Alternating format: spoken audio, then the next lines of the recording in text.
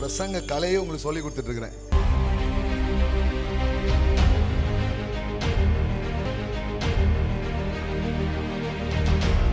கர்த்தராகிய இயேசுவை விசுவாசி, அப்பொழுது நீயும் உன் வீட்டார் ரட்சிக்கப்படுவீர்கள். ஆமென்.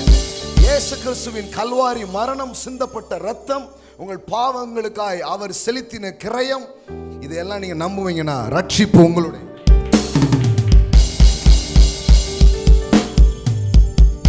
ஆக்சுவலி நான் தான் சால்வேஷன் பத்தி பேசிட்டு இருக்கிறேன். என்ன பன்ல கொஞ்சம் பட்டரு ஜாம் எல்லாம் தடவி பேசிட்டு இருக்கிறேன்.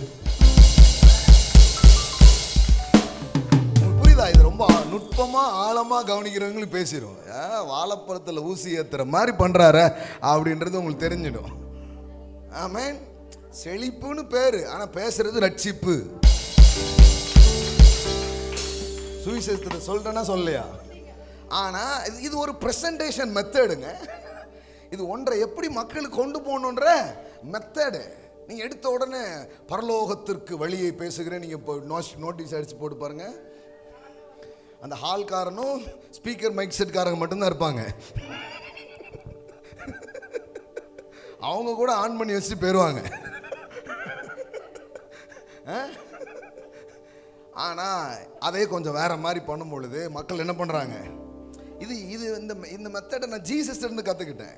ஏன்னா ஜீசஸ் எடுத்த உடனே பரலோக ராஜ்யம் அப்படின்னு சொன்னால் ஓடிடுவாங்கன்னு அவர் தெரியும். அதனால் அவர் என்ன பண்ணார்? எண்ணத்தை புசிப்போம், எண்ணத்தை குடிப்போம் என்று கவலைப்படுகிறீர்களா? ஆமா சாமி, ஆமா சாமின்னு எல்லாரும் வந்துட்டாங்க. எல்லாரும் வந்துட்டாங்க. மாப்பிள்ள மொத்தமாக தூக்க போகிறோம் இன்னைக்கு. இந்த மனுஷன் அந்த முதல் 2 வருஷம் வாங்கி கொடுத்ததுக்கு அப்புறம் வாங்கி கொடுத்ததே இல்லை. அதனால என் பாரத்தை அறிந்தவர் இயேசு ஒருவரே அப்படின்னு என்ன பண்ணிட்டாங்க? 50 பேர் வந்துட்டாங்க. பெரிய க்ரௌடு வந்துடுச்சு. புசிப்பதை பற்றி கவலையா? ஆமா ஆமா. உடுப்பதை பற்றி கவலையா? ஆமா ஆமா. வீடு வாங்குறதை பற்றி கவலையா? ஆமா ஆமா.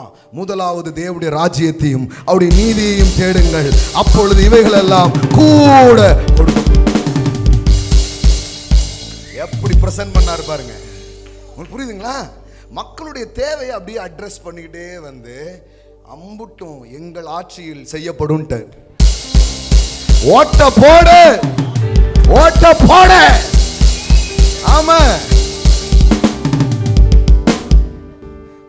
இன்னைக்கு ஒரு பெரிய பிரசங்க கலையை உங்களுக்கு சொல்லி கொடுத்துட்டு இருக்கிறேன். இன்னும் சொல்லணும்னா என் தொழில் ரகசியத்தை உங்களுக்கு சொல்லிட்டு இருக்கேன்.